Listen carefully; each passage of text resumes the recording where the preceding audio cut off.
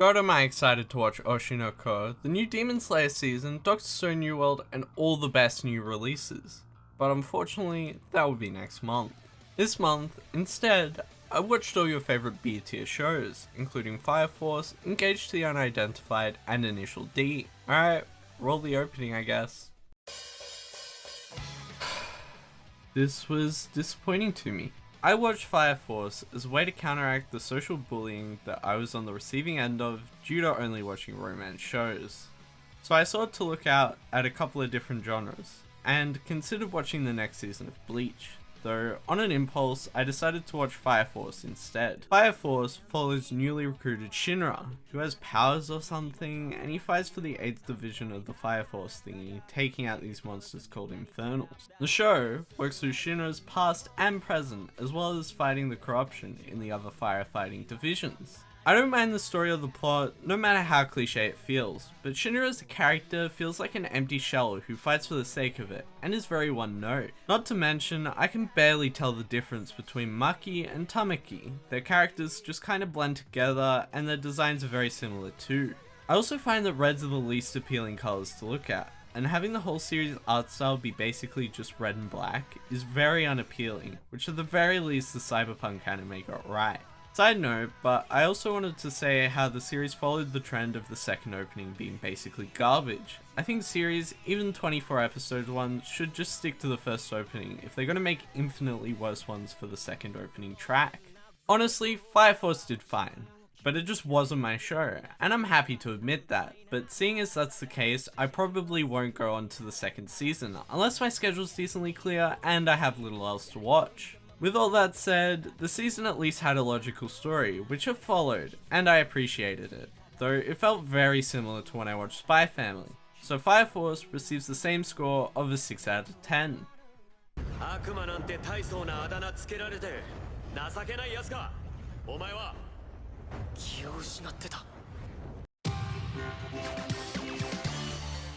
Okay, so hear me out.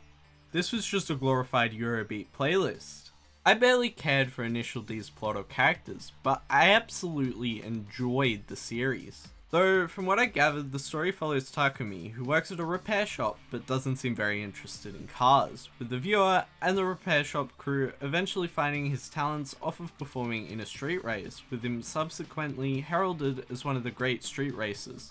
There's also a romance plot on the side, but are you really watching Initial D for the romance? Visually, the CGI is rough, as per usual, but this was running in the 90s, so I would expect that. And then the soundtrack. I believe the show has a better soundtrack than most openings, endings, inserts. Doesn't really matter, they were all good, with the first ending having the visuals of what I think being on drugs is like. Overall, I recommend this if you would like a more relaxing show, but still kicks up the action now and again. The MyAnimeList score sits at an 8.3, which I would consider slightly over where I think it would sit, though I can't deny it wasn't a fun watch, leaving my score for Initial D at an 8 out of 10.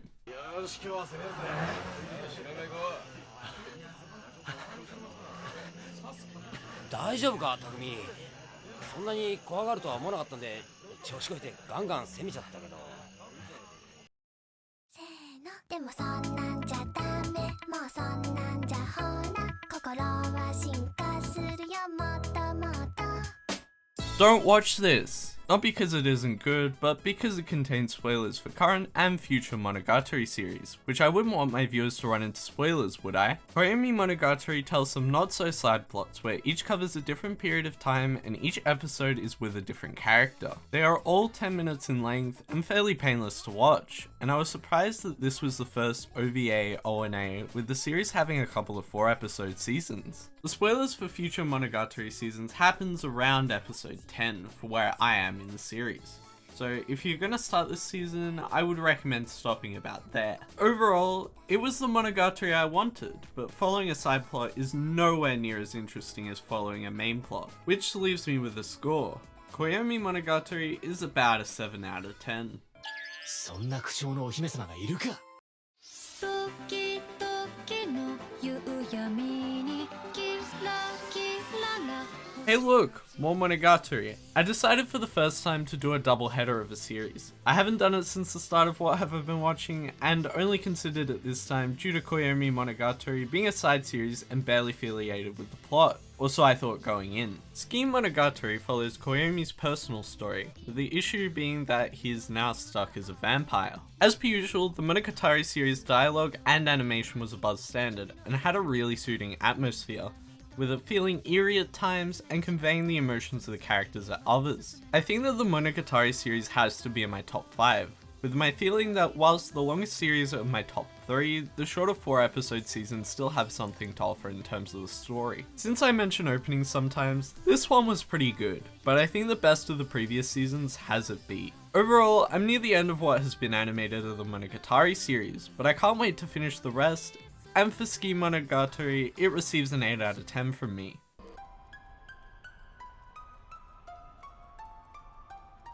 おののきちゃんよつぎちゃんよつぎよっちゃん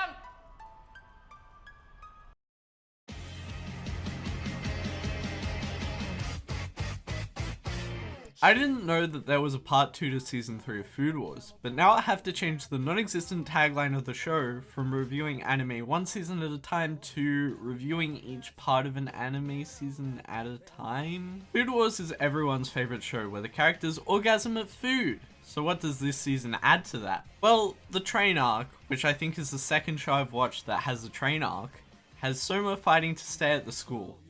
Again. This time, Soma and his friends are sent to the snow to face the Elite 10, which can I just say, this show has the worst endings to seasons ever. Like, every other season the story just ends on a cliffhanger, which this time is midway through a competition, which if won would give Soma and his friends unprecedented control over the Elite 10.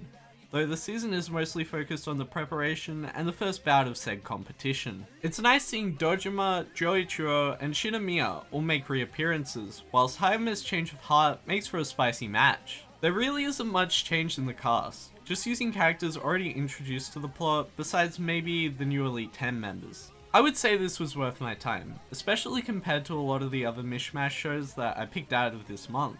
However, I can't see the season placing especially high in my opinion. So, Food Wars, the third play, Totsuki Train Arc, receives a 7 out of 10 from me.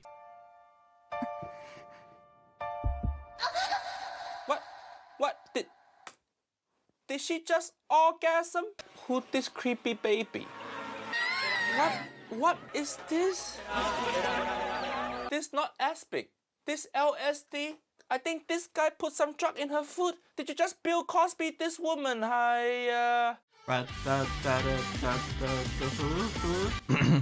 Excuse me, that was horrible. Engaged to the Unidentified is about Kobeni's 16th birthday when a fiance and sister-in-law appear at their house and they just live with it. Kobeni also has a perverted sister in Benio, and there are also appearances from family and friends across the 12 episodes. Hakuya, Kobeni's fiancé, and Mashiro, Kobeni's sister-in-law, are the Unidentified, which I won't say how for plot's sake, but they create an interesting environment compared to the usual anime high school girl life. I won't lie and say it isn't fun to watch, but it can feel a bit samey, which does lead to this being the type of show that can be easily clipped and look good. For example, the I Hate Sundays clip, but also have every episode feel double or even triple the runtime.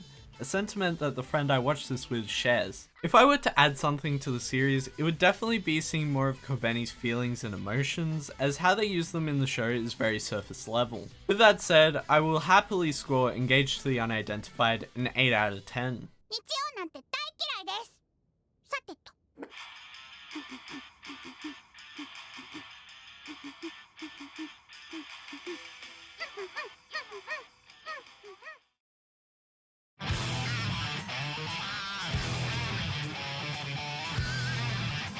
Look, I just watched it because I thought I needed more sequels and complete shows, and neglected the fact that Beastars exists because I don't want to watch it yet. It was the same boring rom-com experience that I used to fill my time with.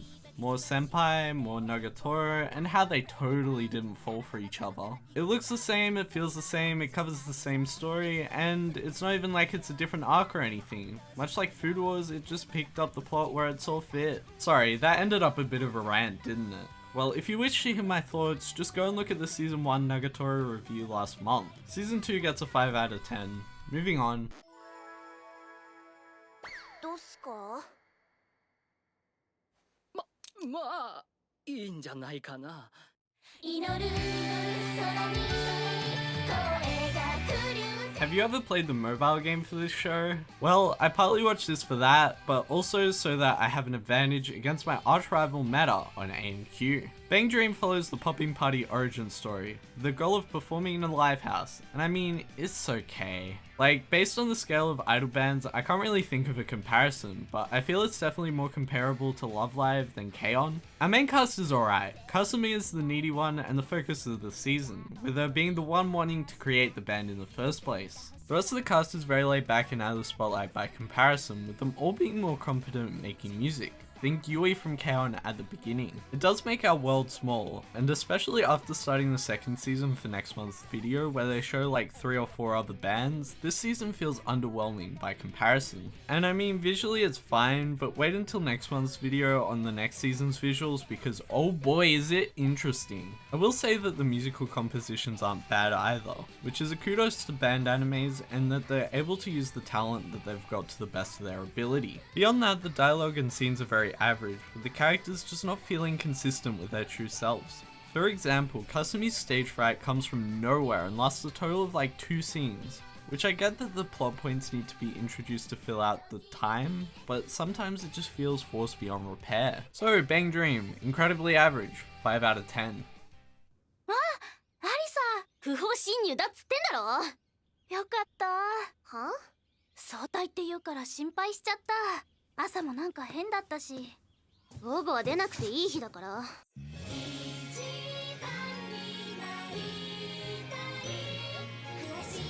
Voice acting is a job, for better or worse. This show is about a group of idol/voice actors for some anime series and how one of them kinda sucks, that being Chitose. Much like other idol shows, much of the enjoyment can be found in the cast and how they care for each other, with that being what I think the show's going for, especially with the limited musical numbers since it's a show about voice acting. None of the cast especially stood out, with the arrogant Kazuha, experienced Koto, friendly Momoko, and the typical shy type that every idol show has in Yai, as well as Nanami, who is a late inclusion but an inclusion nonetheless. From memory, Chitose pulled an overwhelming amount of the screen time, with the plot being about her and either the backstories of every other character barely getting explained, or I don't remember them, with Koto and the manager Gojo's backstory, and the mothers of a couple of the cast members being the only parts I remember. At the very least, I found that both Bang Dream and this are very similar, so maybe one idol show a month is kind of my limit. But with that said, I scored this a 6 out of 10.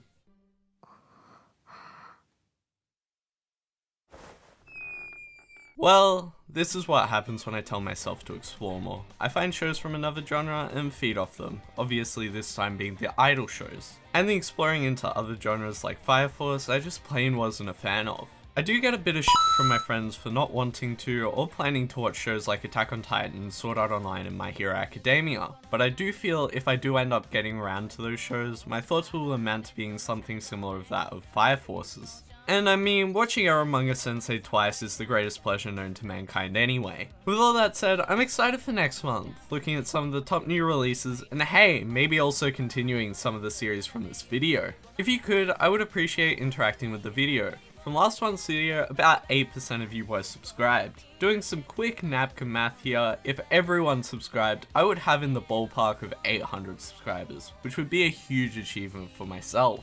Other than that, my socials are down below, and thank you all for watching, and I will see you all next time. Bye!